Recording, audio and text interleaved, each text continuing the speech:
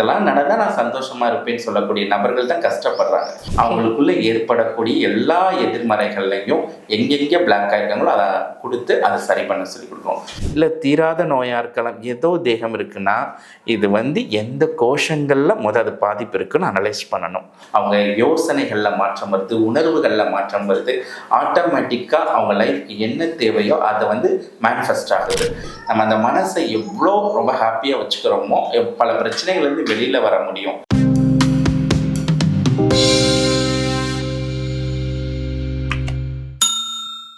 யோகம் YouTube channel நேயர்கள் அனைவருக்கும் வணக்கம். இன்னைக்கு நம்ம மதுரையில் இருக்க அந்தரியாமின் ஃபவுண்டேஷன் ஃபவுண்டரை பார்க்கறதுக்கு வந்திருக்கோம். ஆல்ரெடி நம்ம இவர் கூட நிறைய டாபிக்ஸ் டிஸ்கஸ் பண்ணியிருக்கோம். இன்னைக்கு முக்கியமான டாபிக் ஆரோக்கியம். நம்ம எல்லாருக்குமே இன்னைக்கு இருக்க நாளில் தேவைப்படுற ஒரு டாபிக் ஆரோக்கியம். அதை பார்க்கறதுக்காக வந்திருக்கோம். வாங்க நிறைய கேட்டு தெரிஞ்சுக்கலாம். வணக்கம் சார். வணக்கம் சார். இப்போ நம்ம வாழ்க்கையில் இருக்கிற ஆரோக்கிய பிரச்சனைகள் நிறைய இருக்கு. அதுக்கு வெறும் இறை வழிபாடு இல்லைன்னா நம்மளோட எண்ணங்கள் உணர்வுகள் நேர்மறையா இருந்தா மட்டும் போதுங்களா? நம்மளோட ஆரோக்கிய பிரச்சனை மட்டும் இல்லை, நம்மளுக்கு ஏற்படுற தனிப்பட்ட எல்லா பிரச்சனைகளுக்குமே இந்த இறை வழிபாடு நேர்மறை உணர்வுகள் ஒரு விதமான அனுகிரகம் கொடுக்கும், ஒரு சொல்யூஷன் இருக்கும். ஆனால் அது மட்டுமே நிரந்தர தீர்வுன்னு நம்ம சொல்ல முடியாது. ஏன்னா நம்மளுடைய லைஃப்ல ஒரு பிரச்சனை இருக்குன்னா 7 கோஷங்கள் இருக்கு நம்மளை சுற்றி. அன்னமயா, பிராணமயா, கர்மமயா, மனோமயா, ஞானமய, விஞ்ஞானமய, ஆனந்தமய, இந்த 7 கோஷங்கள் இருக்கும். இப்போ உதாரணத்துக்கு ஒரு நபருக்கு தொடர்ந்து தோள்பட்ட வலின்னு வச்சுக்கோங்களேன். இவருக்கு அதிகமான ஒரு உணவு குறையால, அது அன்னமய கோஷால ப்ராப்ளம்னா நம்ம டாக்டர் தான் பார்க்க முடியும். டாக்டர் பார்த்துக்கிறோம், டாக்டர் ட்ரீட்மெண்ட் பண்ணணும், அந்த டேப்லெட் எடுத்தால் சரியாயிரும். இதே அவங்களுக்கு பிராணமய கோஷங்கள்ல பிரச்சனை அப்படின்னு வச்சுக்கோங்களேன், அது சில மந்திரங்கள் உச்சாரணம் பண்ணாலே சரியாயிரும். சில விதமான ட்ரீட்மெண்ட் இருக்கு. அந்த மாதிரி ட்ரீட்மெண்ட்டு சில குருமார்களுடைய தீட்சை, சித்தர்களுடைய ஜீவ சமாதியில் உட்காந்து ப்ரை பண்ணால் சரியாகுதுன்னு சொல்கிறாங்க இல்லையா. இதெல்லாம் பிராணமய கோஷால அந்த ப்ராப்ளம் இருக்கும், இருந்தால் அது சரியாயிடணும். கர்மமய கோஷால அதே ப்ராப்ளம் இருந்துச்சுன்னா நீங்கள் டாக்டரை பார்த்தாலும் சரியாகாது, வழிபாடுகள் இந்த மாதிரி போனாலும் சரியாகாது.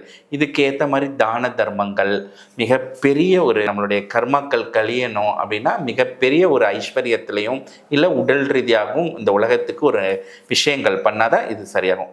மனமய கோஷால ப்ராப்ளம் அப்படின்னு பார்த்தீங்கன்னா இந்த மனசு எப்போ பார்த்தாலும் எதிர்மறையாக சிந்திச்சுக்கிட்டு இருக்கும். அப்போ அந்த மனதுக்குள்ள சில மாற்றும் போது இந்த வலி சரியாயிரும்.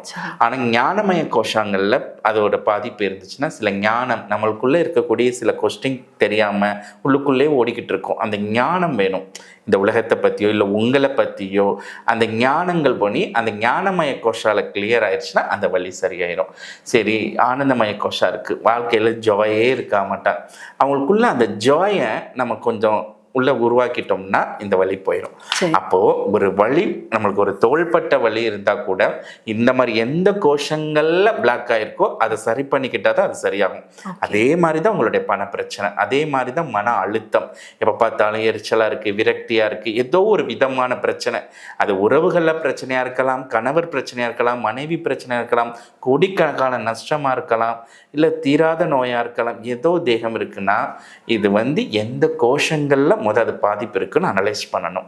ஸோ இதுதான் அந்தரியாமின் ஃபவுண்டேஷனில் நம்ம பண்ணி கொடுக்குறது. ஸோ அவங்கள கவுன்சிலிங் பண்ணும்போதே அவங்களே சொல்லிடலாம். இது பெரிய நம்ம கண்டுபிடிக்கிறதுக்கு பெரிய ப்ராக்டிஸ் பண்ணியிருக்கேன்னு இல்லை.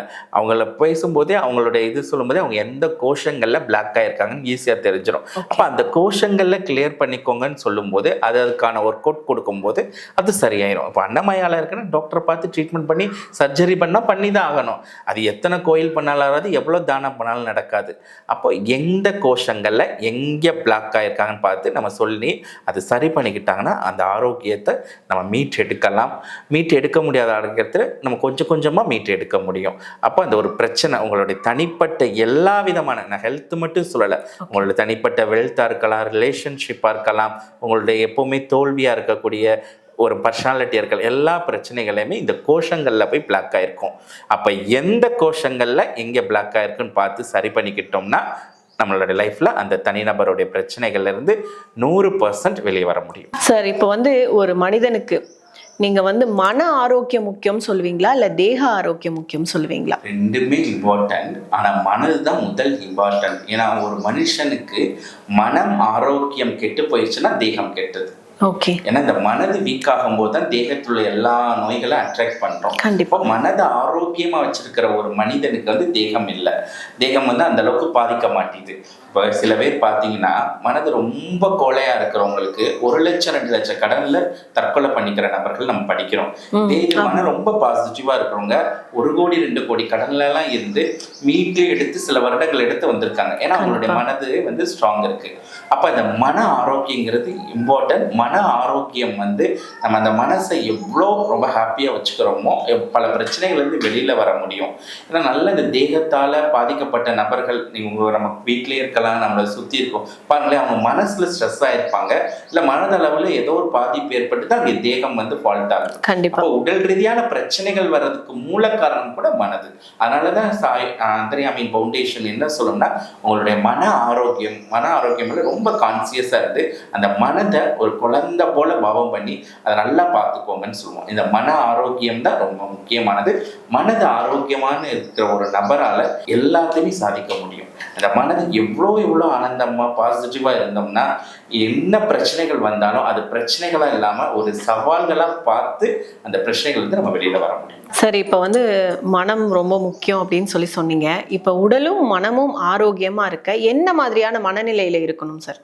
ஒரே விஷயம், நல்ல மனநிலை, ஆனந்தமான மனநிலை இருக்கணும். மற்றவங்களுக்கு நம்ம கிட்ட இங்க இருந்து போறக்கூடிய ஒரு எனர்ஜி சக்தி அலைகள் வந்து ஒரு பாசிட்டிவா போகணும். அதுக்கு வந்து நம்ம ஒரு ஆனந்தமான மனநிலையில இருக்கணும். ஏன்னா நம்ம யாரு ஆனந்தமான மனநிலையில இருக்கோமோ அவங்களால மட்டும்தான் இன்னொருத்தவங்களுக்கு ஆனந்தத்தை கொடுக்க முடியும். அப்ப நம்மளுடைய தேகமே மனசும் நல்லா இருக்கணும்னா நம்ம ஒரு மகிழ்ச்சியான ஒரு மனநிலையில் இருக்கணும். அந்த மகிழ்ச்சிங்கிறது வந்து நீங்கள் என்ன நினைக்கிறீங்கன்னா, உங்களுடைய லைஃப்பில் சில பிரச்சனைகள் சரியாகணும்னு நினைப்பீங்க, சில விஷயங்கள் நடக்கணும்னு ஆசைப்படுவீங்க, உங்களுக்கு என்ன தேவையோ அது நடந்தால் நீங்கள் ஹாப்பியாக இருப்பீங்க நினைப்பீங்க. ஆனால் இந்த யூனிவர்சலில் அப்படி வடிவமைக்கல. இதெல்லாம் நடக்கணும்னா நீங்கள் மகிழ்ச்சியாக இருந்தால் மட்டும்தான் நடக்கும், அவ்வளோதான். நம்ம எப்படி சொல்கிறோம்னா, இதெல்லாம் நடந்தால் நான் சந்தோஷமாக இருப்பேன்னு சொல்லக்கூடிய நபர்கள் தான் கஷ்டப்படுறாங்க. இதெல்லாம் நடக்கணும்னா நான் சந்தோஷமானதான் நடக்குங்கிற ஒரு புரிதல் இருந்து அதை ஞானம் இருந்து தெரிந்த நபர்கள் அதை ஃபாலோ பண்றாங்க. இன்னைக்கும் அவங்க வாழ்க்கையில ரொம்ப ஆனந்தமா இருக்காங்க. அதனால உங்க மனதை எவ்வளோ ஆனந்தமா வச்சுக்கிறோமோ அவ்வளோ ஆனந்தமா வச்சுக்கோங்க. ஒரு 3 மாத 6 மாத குழந்தைய கொடுத்தா எவ்வளவு பாதுகாப்பீங்க, அதை அழுகும் போது எவ்வளவு பார்ப்பீங்க. அதை விட அது ஒரு குழந்தை, அது ஒரு உங்களுக்கு எல்லாம் கேட்கக்கூடிய வரங்களை வாரி அழங்கக்கூடிய ஒரு டிவைன் குழந்தைன்னு வச்சுக்கோங்க. அந்த மனதை அவ்வளோ ஹாப்பியா பார்த்துக்கோங்க. அந்த மனதுல தேவையில்லாத விஷயங்களை இன்புட் கொடுக்காதீங்க. உங்க மனதுக்குள்ள ரொம்ப ஒரு குழந்தை மாதிரி பார்த்துக்கிட்டு அது சந்தோஷமா வச்சிருந்தாலே உங்கள் மனதும் ஆரோக்கியமா இருக்கும், உடலும் ஆரோக்கியமா இருக்கும். சரி, இப்போ மனசை வந்து எப்படி குழந்தை மாதிரி பார்த்துக்கணும்னு சொல்லிட்டீங்க. இப்போ மன ஆரோக்கியம் இல்லைன்னா அது என்ன மாதிரியான விளைவுகளை ஏற்படுத்தும் சார் ஒரு மனிதருக்கு? கண்டிப்பா மிக முக்கியமான கொஸ்டின் கூட. இந்த மனசு வந்து தான் நம்மளுடைய வாழ்க்கையை தீர்மானிக்குது. இந்த மன ஆரோக்கியம் கெட்டு போயிடுச்சுன்னா என்ன இருக்கணும், இந்த மனசுக்குள்ள தேவையில்லாத கோபங்கள் இருக்கும், யார் மேல வன்மம் இருக்கும், வெறுப்பு இருக்கும், காமம் இருக்கும், பொறாமை இருக்கும். இந்த எதிர்மறை உணர்ச்சிகள் தான் நம்மளுடைய மனதை வந்து சூழ்ந்திருக்கும் போது என்ன நடக்கும்னா, இங்க இருந்து போறக்கூடிய சிக்னல்ஸ் கூட எதிர்மறையா தான் இருக்கும். ஏன்னா நம்ம மனசுல எவ்வளவு ஆனந்தமா இருக்குமோ ஒரு ஆனந்தமான ஒரு சூழ்நிலைய மனிதர்கள்ல நம்ம சிருஷ்டி பண்ண முடியும். இப்ப மன ஆரோக்கியம் கெட்டு போயிடுச்சுன்னா இந்த உணர்வுகள் இருக்கும்போது, இப்ப நீங்க உங்களுக்கு ஒரு பணம் தேவை, அந்த பணம் வந்து ஒரு நபர்கிட்ட இருக்கு, அந்த பணம் கேட்குறீங்க, இங்க மனதே உங்களுக்கு ஆரோக்கியமா இல்லாம எதிர்மறை உணர்வுகள் இருக்கும்போது அந்த நபருக்கு வந்து உங்களுக்கும் அவங்களுக்கும் சில சிக்னல்ஸ்கள் வந்து பரிவர்த்தனைப்படும். அப்ப நீங்க அவர்கிட்ட கேட்டாலும் அவர்கிட்ட பணம் இருந்தாலும் உங்களுடைய சிக்னல்ஸ் வந்து இவனுக்கு கொடுக்காத அப்படின்னு மாதிரி ஒரு சிக்னல்ஸ் கொடுக்கும், உங்களுக்கு கிடைக்காது. நீங்கள் ஒரு இன்டர்வியூ போறீங்க, இன்டர்வியூவில் நல்லா தான் ஆன்சர் சொல்லியிருப்பீங்க, ஆனால் அந்த இன்டர்வியூ எடுத்த நபருக்கு உங்களுடைய மன ஆரோக்கியம் இல்லை இல்லையா, அவருக்கு ஒரு எதிர்மறையான ஒரு சிக்னல் கொடுத்துருக்கும், உங்களுக்கு அந்த வேலையை கொடுக்க அவருக்கு விருப்பம் இருக்காது. இப்படிதான் ஒவ்வொரு நபர்கள்ட்டையும் ஒவ்வொரு விஷயங்களையும் நம்ம சந்திக்கிறோம். நீங்க நல்ல எஃபெக்ட் போட்டிருப்பீங்க, ஒரு விஷயம் பண்ணியிருப்பீங்க, ஆனா உங்களுக்கு அதுக்கான வெற்றி கிடைச்சிருக்காது. ஏனோ தானோ பண்ணியிருப்பாங்க, அவங்களுக்கு பேர் புகழ் கிடைச்சிருக்கும். நீங்க ஏன் உங்களுக்கு எல்லா இடங்களையும் தோல்வி வருது, ஏன் உங்களுக்கு ஏமாற்றம் வருது, ஏன் துரோகமான மனிதர்களை இருப்பீங்க. சில இடங்கள் இந்த மன ஆரோக்கியம் கெட்டு போகும்போது தான் உங்ககிட்ட யாரோ ஒரு நபர்கள் உங்ககிட்ட பாசமா இருக்கிற மாதிரி ஒரு சிருஷ்டியாகும். இவங்க தான் நம்ம மேல உண்மையான அன்பு வச்சுருக்கோம், இவங்க தான் நமக்கு பெஸ்ட் வெல்விஷர் எல்லாம் நினைப்பீங்க. சில வருடங்கள் சில மாதங்கள் கழிச்சு அவங்களே ஒரு துரோகமோ உங்கள்கிட்ட பணத்தையோ ஏதோ ஒரு ஏமாற்றத்தை கொடுத்துட்டு போயிருப்பாங்க. ஏன்னா இந்த மன ஆரோக்கியம் கெட்டு போகும்போது இந்த மாதிரி மனிதர்கள் எல்லாம் அட்ராக்ட் பண்ணுவோம். நம்மளை சுத்தி ஒரு எதிர்மறையான ஒரு நிகழ்வுகளும் எங்க போனாலும் ஒரு தோல்விகளும் இதெல்லாம் வரும். ஏன்னா இந்த சிக்னல் அந்த சிக்னல் அவங்களுடைய மனதுக்குள்ள பரிவர்த்தனை ஆகும்போது நம்மளை பற்றி ஒரு அபிப்பிராயம், நல்ல அபிப்பிராயமே வராது.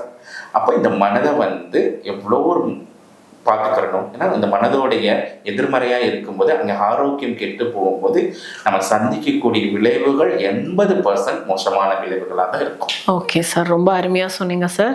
சரி, இப்போ நம்ம ஃபவுண்டேஷனில் இந்த மன ஆரோக்கியத்துக்கு என்ன மாதிரியான பயிற்சிகளோ இல்லை ஆலோசனைகளோ நீங்கள் கொடுக்குறீங்க? நம்ம அவங்களுடைய செல்ஃப் அனலைஸ் பண்ணி என்ன கோஷங்களில் பிளாக் ஆகிருக்காங்கன்னு பார்த்து அந்த கோஷங்களை கிளியர் பண்ண சொல்லிடும். இந்த மனது சில காரணங்கள் ஒரு தனிப்பட்ட பிரச்சனையாக இருக்கும். சில காரணங்கள் கர்ம வினைகள் பிரகாரம் அவங்க எப்போ பார்த்தாலும் ஸ்ட்ரெஸ்லையும் இல்லை எதையோ ஒரு விஷயங்கள் திரும்ப திரும்ப நடந்து அவங்களுடைய தொடர்ந்து பதிவுகள் இருக்கும். அப்போ அந்த இடத்துல ஒரு விதமான ஒரு எனர்ஜி தேவை. நம்மளுக்குள்ள ஒரு நெகட்டிவா இருக்கும்போது அபரிவிதமான ஒரு டிவைனோ ஒரு சுப்ரீம் எனர்ஜியோ அந்த மனதுடைய கவலைகளை அகற்ற முடியும். அப்போ ஏதோ ஒரு உலகத்துக்கு ஒரு கைங்கரியம் பண்ணும்போது அந்த சத்கர்மா அவங்க லைஃபை ஸ்டைல் மாற்றும். அப்போ அந்த மாதிரி என்ன சத்கர்மா செஞ்சால் அவங்க லைஃப் மாற்றுங்கிற மாதிரி அனலைஸ் பண்ணி அவங்களுக்கு அதை செய்ய வைக்கிறோம். அதுக்கப்புறம் இந்த மனதுக்கு சில பயிற்சிகள் கொடுத்து மனதை ஹாப்பியாக வைக்கும்போது நம்ம அழகாக என்ன சொல்கிறோம்னா, இந்த மனதுக்குள்ள எப்போவுமே ஹாப்பியாக இருக்கணும்னா நம்மளுடைய அந்தர்யாமியினோட தொடர்பு இருக்கணும். அந்தர்யாமின்னு இறைவன், நமக்குள்ளே இருக்கக்கூடிய ஏதோ ஒரு இறைவன் கும்பிட்றாங்க. அவங்க கடவுளை வழங்கலாம், பரபிரம்மா வழங்கலாம், அவங்களுடைய ஆழ்மனமாக இருக்கலாம். அவங்களுக்கும் அவங்க தனிப்பட்ட மனிதனையும் ஒரு கனெக்ட் பண்ணிடும். பயிற்சியில் கனெக்ட் பண்ணும்போது அவங்களுடைய சுப்ரீம் பவரோட அவங்களோட மேன் பவர் இணையும் போது அவங்களுக்குள்ள சில விஷயங்கள் அசாத்தியங்கள் கூட சாத்தியமாகும். அவங்க யோசனைகளில் மாற்றம் வருது, உணர்வுகளில் மாற்றம் வருது. ஆட்டோமேட்டிக்காக அவங்க லைஃப்க்கு என்ன தேவையோ அதை மேனிஃபெஸ்ட் ஆகுது. ஸோ நம்ம பண்ண போது அவங்களுக்கு சுப்ரீம் பவரோட ஒரு கனெக்ட் பண்ணுறோம். அவங்களுக்குள்ள ஏற்படக்கூடிய எல்லா எதிர்மறைகள்லையும் எங்கெங்கே பிளாக் ஆகிருக்காங்களோ அதை கொடுத்து அதை சரி பண்ண சொல்லி கொடுக்குறோம். இதுதான் நம்ம பயிற்சியில் கொடுக்குறோம். இந்த மாதிரி பயிற்சி கொடுத்து மனதை நல்லா பார்த்துக்கிற சொல்கிறோம். இந்த மனதை நல்லா ஃபோக்கஸாக ஒரு குழந்தை மாதிரி பார்த்துக்கிற போது கண்டிப்பாக அவங்களுக்கு பெரிய பாதிப்புகள்லாம் எதுவுமே வரலை. சின்ன சின்ன பாதிப்புகள் வரும்போது கூட நம்ம எங்கேயும் ஸ்ட்ரக் ஆயிருக்குங்கிறது அவங்களே பார்த்து அவங்களே சரி பண்ணிக்கிறாங்க. ஒரு குருவோ ஒரு கைடோ தேவைப்படலை. அந்த அளவுக்கு மக்கள் மாறி இருக்காங்க. ஸோ இதுதான் அந்தர்யாமி ஃபவுண்டேஷனில் கொடுத்து அவங்களுடைய மனதை நம்ம ரொம்ப ஸ்ட்ராங் பர்சனாக ஒரு ஹாப்பி பர்சனாக மாற்றி கொடுத்துட்டு இருக்கோம். ரொம்ப ஆரோக்கியமா சொன்னீங்க சார். நம்ம நேர்களை அனைவரும் எல்லாரும் கேட்டிருப்பீங்க சார் கொடுத்த எக்ஸ்பிளனேஷனை. மனமும் உடலும் ஆரோக்கியமா இருக்கிறதுக்கு உங்களுக்கு இன்னும் எவ்வளோ நிறைய விஷயங்கள் தெரிஞ்சுக்கணும் அப்படின்னு நினைச்சீங்கன்னா கீழே இருக்க நம்பருக்கு கால் பண்ணி இன்னும் நிறைய விவரங்கள் தெரிஞ்சுக்கோங்க. மனமும் உடலும் அழகா வச்சுக்கோங்க, ஆரோக்கியமா வச்சுக்கோங்க. நன்றி சார். நன்றி.